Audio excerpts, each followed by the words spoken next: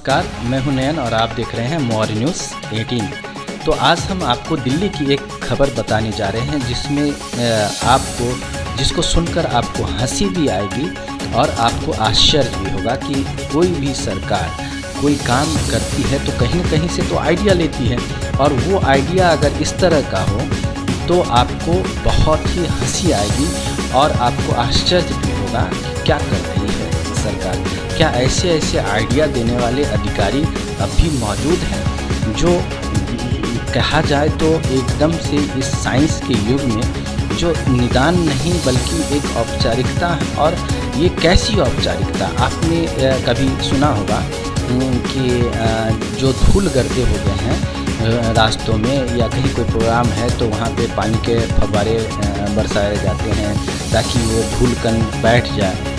और आप कभी आंदोलन हो रहा हो तो वहाँ पे भी देखते होंगे कि पानी के फव्वारे छोड़ते हैं, डंडे भी बरसाए जाते हैं। लेकिन ये सब दिल्ली में हो रहा है नदियों के ऊपर। नदी पे यमुना नदी वहाँ बहती है और छठ पर्व जो अभी आपने पूरी दुनिया में अभी देखा, वो छठ पर्व पर ये खबर आपने देखी भी होगी कि यमुना नदी में डंडे बरसाए जा रहे हैं और पानी के फव्वारे छोड़े जा रहे हैं। आप ये देख सकते हैं कि क्या कुछ आपको ये नज़ारा देखिए, आप देखिए, खुद देखिए, ये सब हो रहा है छठ के अवसर पे। तो ये जब चूँकि अब तो छठ हो चुका तो, लेकिन अब आपको खबर मैं इसलिए बता रहा हूँ क्योंकि ये चीज़ें अभी छठ के ऊपर याद आई।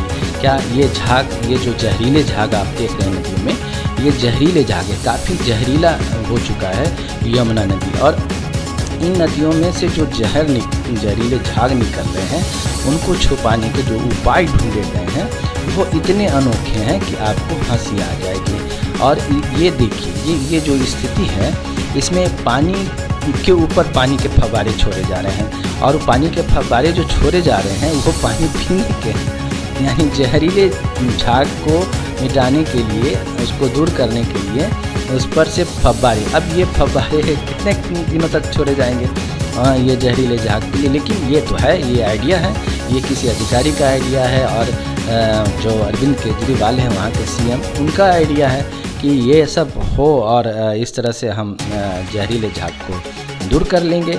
तो ये ऐसे हादसात पर कि पूरी दुनिया देख रही होगी अगर इस स्थितियों को, तो आप समझिए कि क्या बातें हो रही होंगी। लेकिन यही सच है, और सच ऐसा है कि ये देखिए वोट भी चला के उस पर डंडे भी बरसाए गए, यानी ये झाग इतने बड़े पैमाने पे हैं, ये सब जहरीले झाग हैं। और नदियों में जो पॉल्यूशन के कारण जो पानी, जो गंदे पानियों का, नाले का पानी और तरह तरह की जो फैक्ट्रियाँ चल रही हैं उनके पानियों से इतना काला हो चुका है ये यमुना नदी, और इससे जो इतने अब झाग निकलने लगे हैं। तो ये झाग का सामना किसी को नहीं करना पड़े, खासकर छठ पर्व को लेके ये सारी पोल खुली है।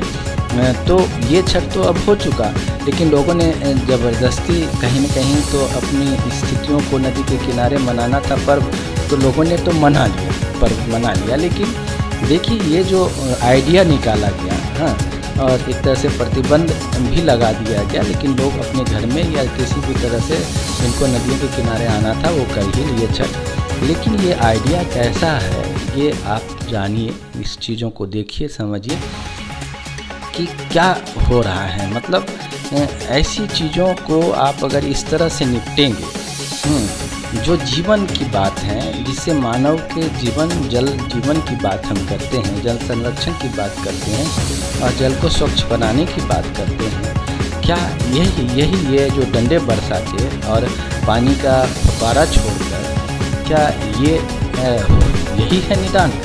तो ये चीज़ें तो अभी मान लीजिए कि तत्काल की बात है, लेकिन क्या ये इसी तरह से चीज़ें चलेंगी? क्या ये सॉल्यूशन इसका कुछ निकलेगा? आप सुनिए कि जो कर्मचारी हैं उनको क्या आदेश दिया गया। आदेश भी आप सुनेंगे तो आपको काफ़ी हंसी आ जाएगी, और खुलकर बता रहे हैं कर्मचारी।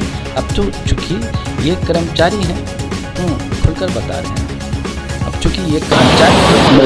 नाव कितने चल रहे हैं? नाव पर ये चल रही है 7-8। मैं छिड़काव कर रहा हूँ। ये जो झाग निकल रहा है इसको मारने के लिए हमारी दिल्ली सरकार ने लगा रखा है। दिल्ली सरकार ने जी जी अच्छा, छठ पूजा के लिए स्पेशली छठ पूजा के लिए। कब तक चलेगा ये काम? ये जब तक खत्म नहीं होगा प्रोग्राम तब तक चलता ही रहेगा। ये किस चीज़ का पानी है? ये बिसलेरी का पानी है जो आम पब्लिक इस्तेमाल करती है पीने खाने के लिए। और जो खाद बन रही है, हाँ जी, इसका प्रॉपर क्या उपाय रहेगा? इसका उपाय ये जब तक पानी नहीं बंद होगा, ये गंदा पानी होने की वजह से जो है झाग निकल रहा है जी। तो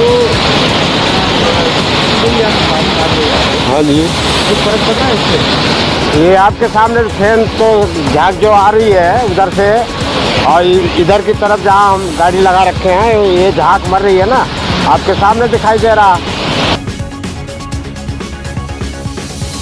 इसी वजह से आने वाले दिनों में इसकी भी एक बहुत व्यापक चुनौती ये सामने आने वाली है। तो ये खबर भले ही छठ पे उजागर हुआ हो, लेकिन इसको लेकर आम नागरिकों में भी जागरूक होने की ज़रूरत है और इसको लेकर भी सरकार को बड़े पैमाने पर बैठक करनी चाहिए और इस इशू को कैसे हल किया जाए ये सबको सोचना होगा। गंभीर मुद्दा है ये और ये ऐसे यूं ही निकल जाए, चलती का नाम गाड़ी वाली बात नहीं होनी चाहिए।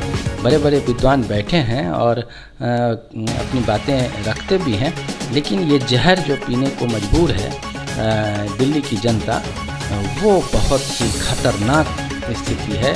और पूरी दुनिया से दिल्ली में लोग आते हैं, पूरे प्रदेश के लोग वहाँ रहते हैं और वहाँ जाते हैं और बहुत तरह की बातें हैं दिल्ली को लेके। दिल्ली देश की राजधानी है, तो ऐसे में क्या कुछ ऐसा ही रहेगा या छठ के बहाने जल और यमुना को ठीक किया जाएगा और इसकी जहर को दूर करने के अस्थायी निदान निकाले जाएंगे? लेकिन इस पे क्या राजनीति भी होगी? सुनिए मनोज तिवारी ऐसे छठ पे क्या बोल रहे हैं, लेकिन ये गंभीर मुद्दा है।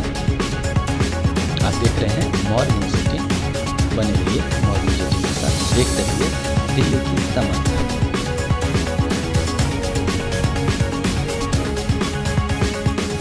प्रतिबंध लगाई गई है ना, यहाँ से थोड़ी दूर पहले हरियाणा में भी छठ हो रहा है, यहाँ से थोड़ा दूर बाद नोएडा में भी छठ हो रहा है, सिर्फ दिल्ली में छठ नहीं हो रहा है। अब आप इसी से समझ सकते हैं कि अगर केंद्र सरकार को कहीं से प्रतिबंध लगाना होता तो पूरे देश में लगाती। हम सभी ने लगातार प्रार्थना किया, गिड़गिड़ाए, कहे, वो सब कुछ हुआ, लेकिन उन्होंने नहीं दिया। फिर हमने प्रतिबंध हमने तोड़ा, लेकिन उनको जो कुचलना था आस्था को कुचल दिए, वरना यहाँ लाखों लोग छठ घाट के किनारे होते, आज वो अपने घरों में बैठकर रो रहे हैं।